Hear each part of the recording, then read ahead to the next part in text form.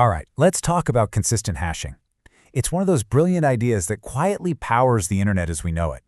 I mean, if you've never wondered how massive services like Discord or Netflix can handle just a constant churn of servers coming and going without the whole thing falling apart, well, this is the secret sauce.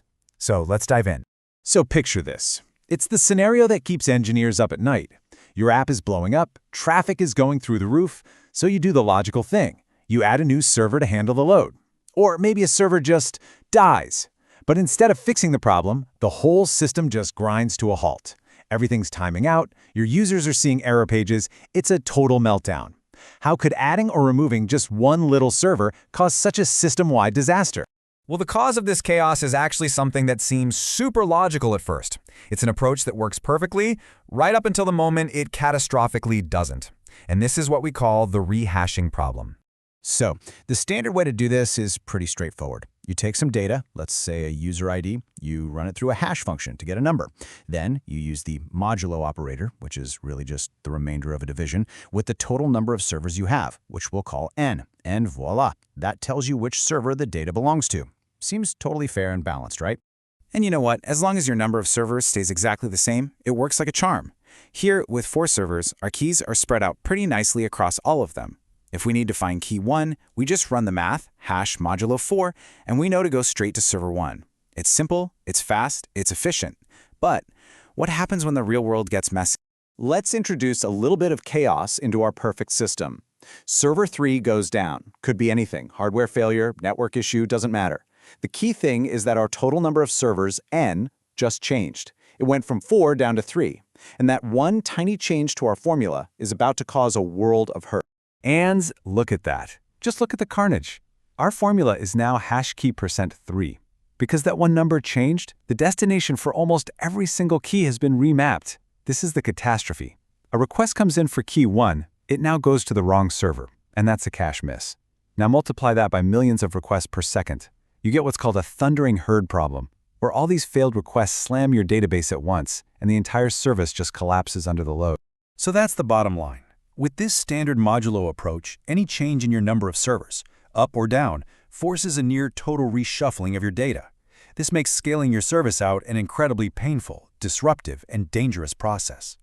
But thankfully, there is a much smarter way to do this. This is where consistent hashing comes in, and honestly, it completely changes the game. The big promise of consistent hashing is right here in its definition. When the number of servers changes, it's designed to minimize the chaos.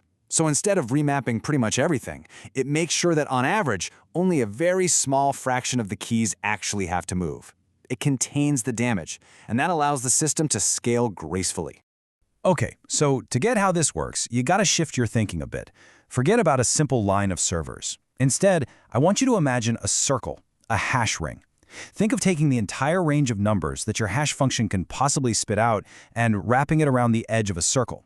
This ring represents every single possible address in our system.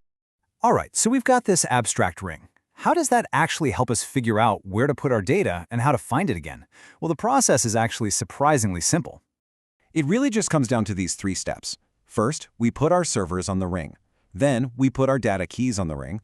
And finally, we use one super simple rule to connect a key to its server. Okay, step 1. We take our servers, S0 through S3. We hash something unique about them, like their IP address, or maybe just their name, and that hash gives each one a specific spot on our ring. So now our servers are plotted onto this conceptual circle.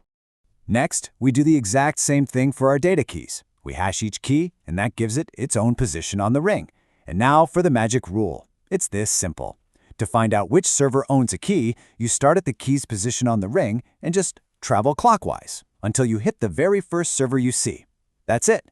That server is the owner. Now that whole walk clockwise thing seems almost too simple, right? Well, it's real genius. Its real power only becomes obvious when we reintroduce that chaos from before. So let's see how our hash ring handles a server failure. Okay, so here's our stable system again. If we follow the clockwise rule, server 1 is responsible for all the keys in the space behind it, and that includes our key 1.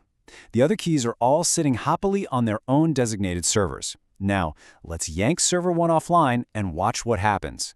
And this is the beauty of it. With server 1 gone, We just reapply our simple rule for the keys that it used to own. So we start at key 1's position, and we go clockwise, and the first server we hit now is server 2. So key 1 gets remapped. But look at all the other keys. K0 still finds server 0. K2 still finds server 2. For them, absolutely nothing has changed. The disruption has been surgically contained. So instead of that system-wide meltdown we saw before, how many keys were affected? Just the ones that were on the server that failed. The blast radius is tiny and perfectly contained. This is the fundamental difference between a brittle system and a resilient one. And this is why consistent hashing is such a big deal. Now, this basic approach is already a massive improvement. But, in the real world, a couple of tricky issues can still pop up. Luckily, there's a really clever refinement that takes care of them. So the first problem is that when you randomly place just a few servers on the ring, you can get unlucky. One server might end up with a huge slice of the pie, while another gets just a tiny sliver. That leads to an unfair workload. The solution is this brilliant concept called virtual nodes. The idea is, instead of putting a physical server on the ring just once, we put it on there hundreds of times, in many different virtual locations. By basically giving each physical server, say, 200 different spots on the ring, we dramatically smooth out the distribution. It's like instead of one big chunk of responsibility, each machine now owns hundreds of tiny little slices spread all over the circle. And this makes it statistically way more likely that the data load will be spread nice and evenly, which gets rid of those nasty hotspots and makes sure no single server gets overwhelmed. Okay, so let's zoom out. We've gone from a fragile system that completely breaks when it tries to scale to a super resilient one that can handle change with grace. Let's just wrap up by looking at the real-world impact of this incredible idea. So, to recap, the benefits are just huge. First, and this is the big one, it minimizes data shuffling when servers come and go. That, in turn, makes horizontal scaling, just adding more machines, incredibly simple and safe. And finally, when you add in virtual nodes, it does a fantastic job of preventing hotspots and keeping the load balanced. And look, this is not just some abstract theoretical concept. Consistent hashing is the fundamental tech behind some of the biggest systems you use every single day.